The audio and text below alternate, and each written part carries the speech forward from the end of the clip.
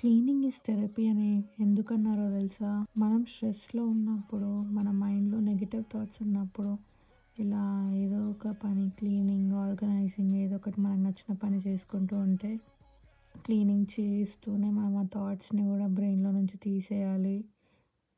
Negative thoughts తీసేసి only positive thoughts మైండ్‌లో పెట్టుకోవాలి. అండ్ ఎప్పుడైనా మన స్పేస్‌లో ఒక గ్రీన్ ప్లాంట్ ఉంటే కొంచెం మన స్పేస్ లైవ్లీగా ఉంటుంది. మన స్పేస్ ఎంత నీట్‌గా ఉంటే మన మైండ్ అంత కామ్ అండ్ పీస్‌ఫుల్‌గా ఉంటుంది.